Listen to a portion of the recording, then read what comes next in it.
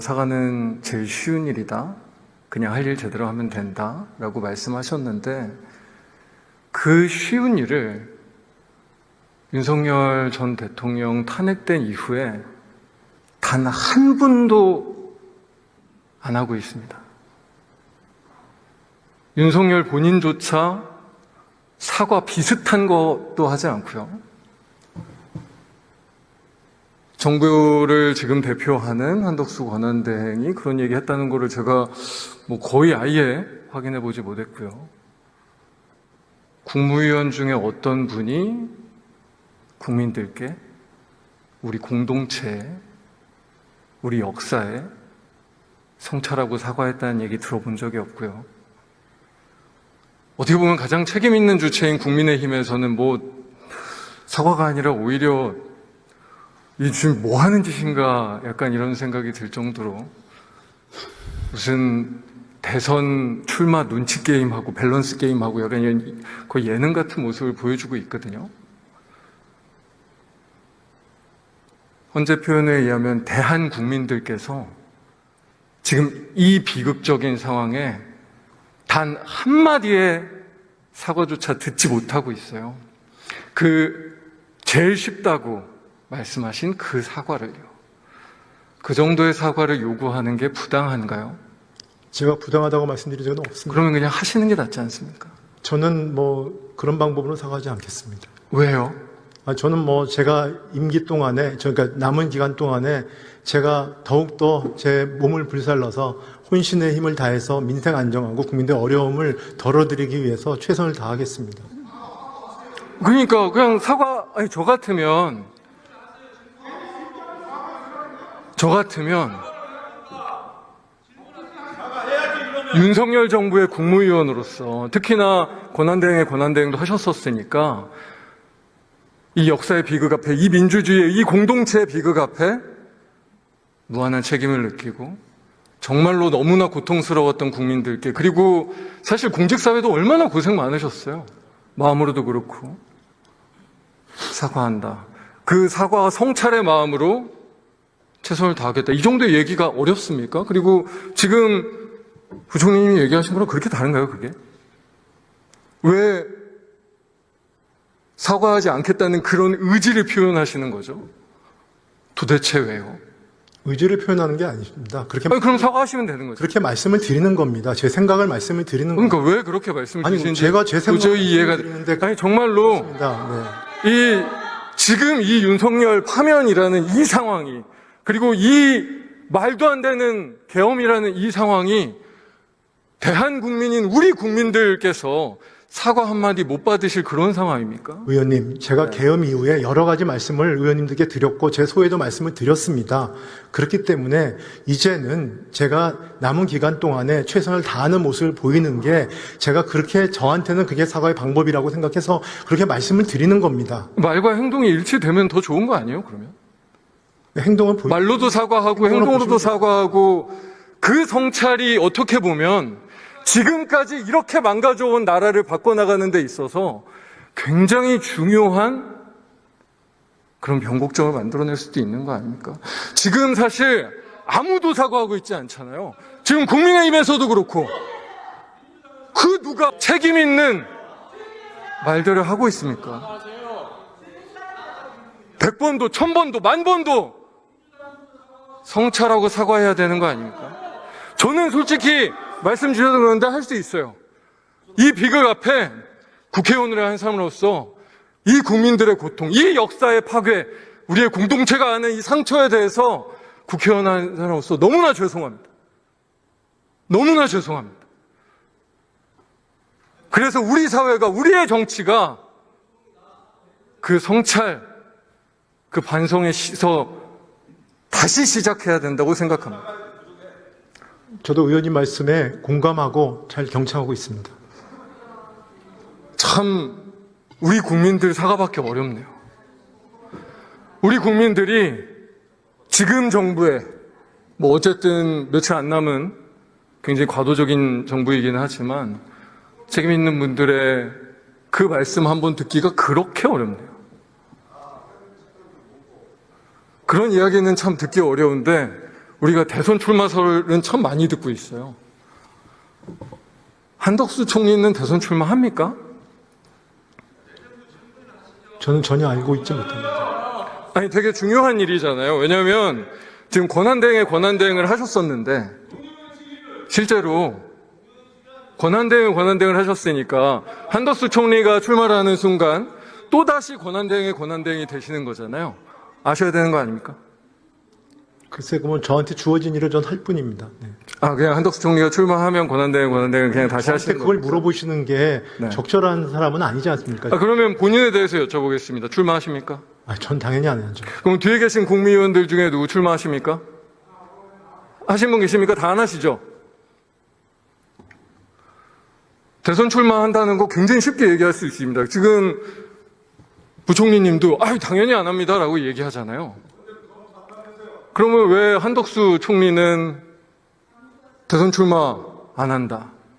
지금 부총리님 얘기하시는 것처럼 사과는 쉬운데 내가 해야 되는 사명이 있기 때문에 최선을 다해서 국민을 위해서 일하겠다. 이런 얘기 왜 못합니까? 생각이 있으니까 못하는 거 아니에요? 대선 출마에 그 빌드업을 하고 싶으니까 못하는 거 아니에요? 왜냐면 부총리님은 쉽게 얘기하시잖아요. 다른 국회의원들도 제가 알기로는 이미 열심히 선거운동하고 계신 김문수 전 장관님 말고는 이미 뜻 있는 분들은 나가셨고, 저는 사실 개인적으로는 한덕수 총리가 대선 출마해도 저는 전략적으로 우리 당에는 뭐 나쁘지 않다고 생각합니다. 제2의 윤석열의 아바타와 다음 대선을 치르니까. 그래서 사실 저는 개인적으로는 우리 국회의원들께서 한덕수 총리 한번 나가보시라 라고 해봐도 좋다고 생각합니다. 그런데 너무 대한민국의 비극 아닙니까?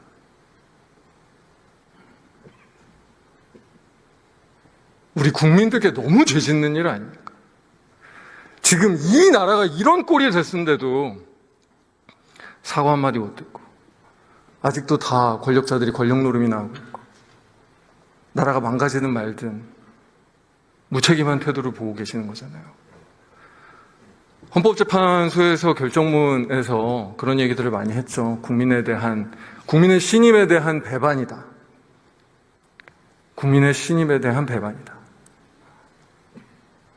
국민의 신임에 대한 배반을 윤석열 혼자 한 겁니까? 한덕수 총리나 부총리님이나 여기 계신 국민의원들은 국민의 신임에 대한 배반하지 않으셨습니까? 하셨습니까? 답변 부탁드립니다. 국민의 신임에 배반하셨습니까? 하지 않으셨습니까? 제가 계엄 이후에 여러 가지 같은 말씀을 드렸습니다. 네. 국민의 신임을 배반했는지에 대해서도 말씀 주셨습니까?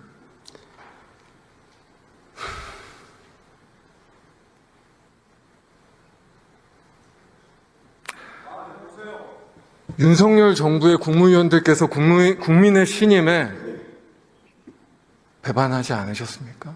지금 한덕수 총리가 말도 안 되는 헌재 재판관들 임명하는 행태나 오늘도 계속 얘기 나왔지만 국민의힘과 관련된 인사들을 제가 알기로는 거의 30명 가까이인데요. 알박기 하고 있는 행태나 이거는 국민의 신임을 배반하는 것입니까? 아닙니까?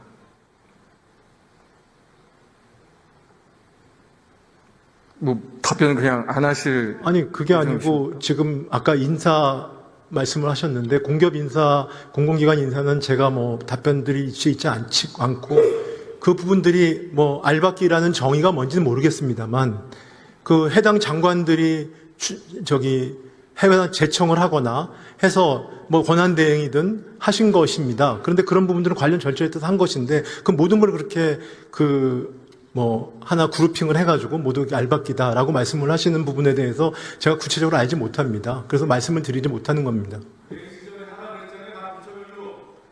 아니, 제가 저기 답변드리죠. 왜냐면 공공기관들의 임원이 임기가 끝나면 당연히 그 부분은 그 연속성을 위해서 그 서비스가 지속돼야 되지 않겠습니까? 그게 원칙 아니겠습니까? 국민의 신임이라는 건 뭘까요? 헌법재판소에서 얘기한 국민의 신임. 진짜 우리 국민들께서 가진 국민의 신임이 뭐 권한대행도 하시고 지금도 뭐 부총리시니까 하니까 국민의 신임이 뭘까요? 글쎄 뭐 저는 의원님이 생각하는 저도 국민의 신임에 대해서 의원님은 말씀을 하시는데 과연 의원님께서 저도 국무위원인데 물론 제가 아까 말씀드린 것을 제가 무책임하고 당신은 국민의 신임에 대해서 알고 있느냐라는 거에 대한 뭐라 그럴까요? 그 조금은 의원님은 아시는데 저는 모르는 사람처럼 말씀하시는 부분에 대해서는 그냥 부총리님의 생각을 말씀해 주세요. 이방입니다. 왜냐하면 헌법재판소 결정문이라고 하는 것은 사실 우리 역사에 남을 굉장히 중요한 메시지였고 국민의 신임을 배반하지 말아야 된다는 건 사실 우리 공공에서 일하는 사람들뿐만 아니라 앞으로의 대한민국과 우리 국민들께서 모두 함께 생각해 볼 만한 일입니다. 국민의 신임은 무엇인가? 우리는 국민의 신임을 무엇이라고 생각하고 지켜나가야 하는가?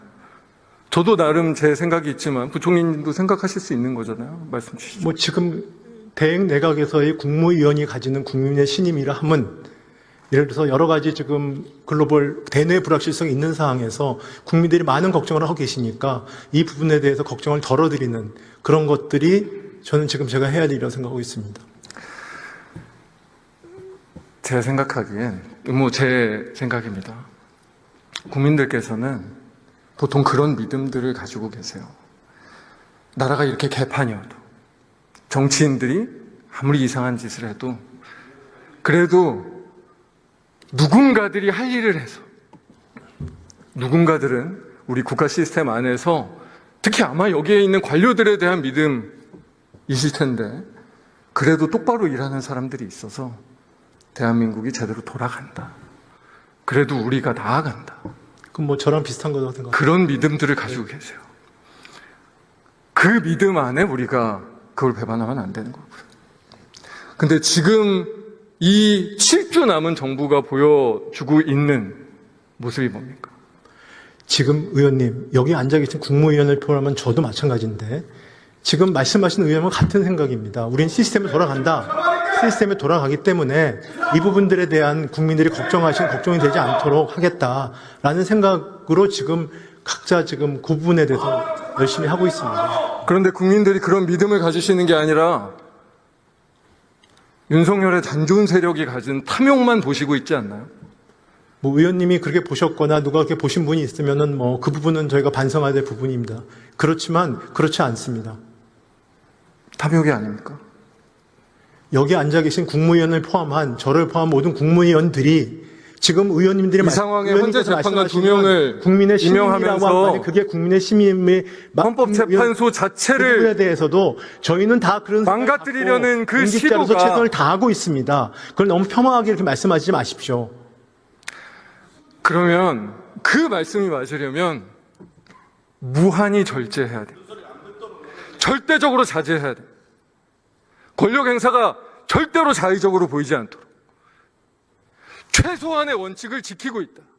대한민국의 시스템이 아직도 건강하다라는 그 원칙을 지키셔야 그 말이 된다고 생각하지 않으십니까? 지키고 있다고 생각합니다. 헌법재판관 2명 임명하고 아니, 마구잡이 알박길 하는 게 그 권력의 자제라는 원칙을 지키고 있는 겁니까? 그 한두 가지를 얘기하지 마십시오. 그건 평가한 한두 가지가 아니라 지금 오늘 굉장히 하루 노력을 종일 하고 있는 얘기되는 국무위원들 전체가 지금 하루하루를 저희 나름대로는 최선을 다해서 그런 부분들의 신뢰를 잃지 않으려 다 노력을 하고 있습니다. 자,